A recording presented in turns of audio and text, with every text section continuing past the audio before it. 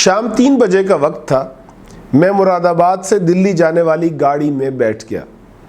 دلی station پر اترا تو دیکھا کہ جیب میں 3 آنے ہیں، مگر میں نے کوئی پرواہ نہ کی اور دلی سے ممبئی جانے والی ٹرین میں سوار ہو گیا، بغیر ٹکٹ لیے۔ ٹکٹ کے پیسے کس کم بخت کے پاس تھے، کبھی اس ڈبے میں کبھی اس ڈبے میں۔ رات گئے بھوک لگی تو 1 آنے کے چنے لے کر کھا لیے، 1 آنے کی کسی اسٹیشن پر چائے پی لی اور صبح کو اس آخری آنے کی بھی چائے پی لی۔ یعنی اب پیسے بالکل ختم، پیسے بھی ختم اور میں بھی۔ صبح ہوتے بھوپال اسٹیشن پر ٹکٹ چیکر کے ہتھے چڑھ گیا۔ میں نے اسے کہانی یہ سنائی کہ میرے ماموں کہیں بچھڑ گئے ہیں اور ٹکٹ بھی انہی کے پاس ہیں۔ میرے کہانی سنانے کا انداز، بلکہ جھوٹ بولنے کا انداز اتنا مربوط اور با اعتماد تھا کہ ٹکٹ چیکر ہی نہیں بلکہ مسافروں کو بھی میری بات کا یقین آ گیا۔ ٹکٹ چیکر مجھے وہیں ڈبے میں چھوڑ کر چلا گیا۔ دیگر مسافروں نے مجھے بیٹھنے کو جگہ دے دی۔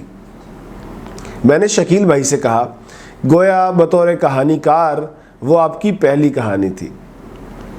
انہوں نے آہستہ سے مسکرا کر جواب دیا، کہہ سکتے ہو۔ میں ہر مسافر کو یہ کہانی سناتا رہا، بھوک سے بری طرح نڈھال تھا، مگر کوئی کھانے کو پوچھتا تو انکار کر دیتا۔ لوگ اصرار کرتے، مگر میں بھی بلا کا ضدی تھا۔ اس ضد میں ہمیشہ یہ عنصر رہا کہ کسی پر بوجھ کیوں بنا جائے۔ آپ ممبئی تک بھوکے پیاسے گئے؟ سنو تو، ابھی کہاں ممبئی آئی۔ شکیل بھائی کی ماجرا پرور طبیعت زوروں پر تھی۔ انہوں نے صوفے پر ٹیک لگاتے ہوئے کہا، گاڑی بروڈا اسٹیشن پر رکی تو ریلوے پولیس نے بڑے پیمانے پر چھاپا مارا اور ٹکٹ کے بغیر سفر کرنے والوں کو گرفتار کرنا شروع کر دیا۔ مجھے بھی لاک اپ میں بند کرنے کی غرض سے اتار کر پلیٹ فارم پر کھڑا کر دیا گیا۔ Very interesting.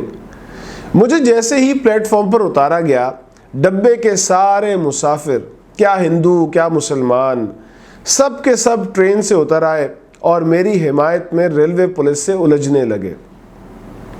پولیس افسر نے کہا کہ یہ لڑکا سچ بھی بول رہا ہے، مگر ہے تو یہ بغیر ٹکٹ۔ ایک ہندو مسافر نے کہا کہ یہ لڑکا صبح سے پریشان ہے، اس کا ماموں کھو گیا ہے، آپ میں شرافت نہیں ہے کیا؟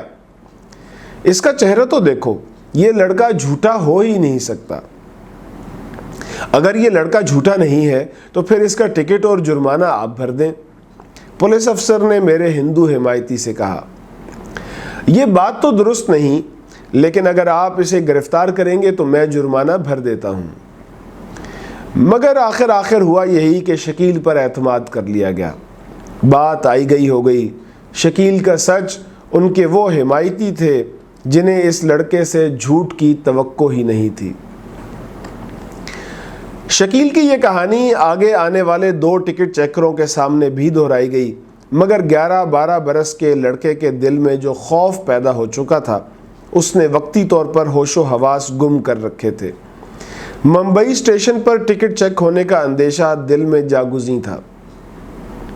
ٹرین ممبئی کے دادرا اسٹیشن میں داخل ہو گئی تو شکیل کے تصور میں لاک اپ، کچہری، مار پیٹ اور جیل جانے کیسے کیسے وسوسے رینگنے لگے۔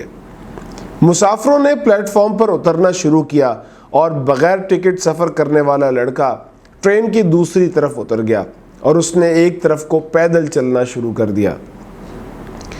دادر کے پل پر سے ہوتا ہوا یہ لڑکا ممبئی شہر میں داخل ہوا۔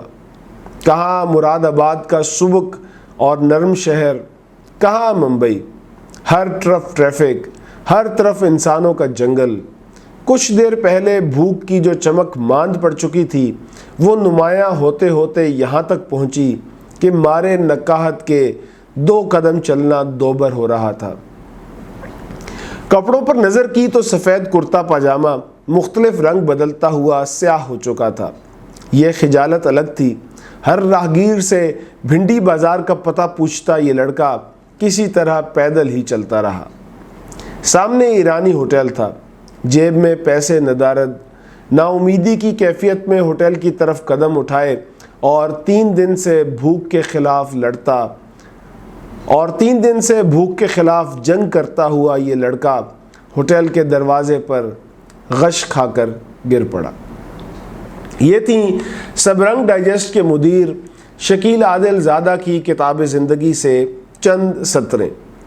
شاعر جمال احسانی نے ڈائجسٹ رازدار کے لیے کئی طویل نشستوں میں شکیل عادل زادہ کا انٹرویو کیا تھا جو قسط وار شائع ہوا، اور اب اجرا کے شکیل عادل زادہ نمبر میں اس انٹرویو کو مکمل شامل کیا گیا ہے، اور عمیر محمود نے نوک جھوک کی اس ویڈیو کے ذریعے آپ کی خدمت میں چند اقتباس پیش کیے ہیں تاکہ معلوم ہو سکے کہ صاحبان اجرا نے شکیل عادل زادہ کے آشفتگان کے لیے کیا خوبصورت تحفہ پیش کیا ہے۔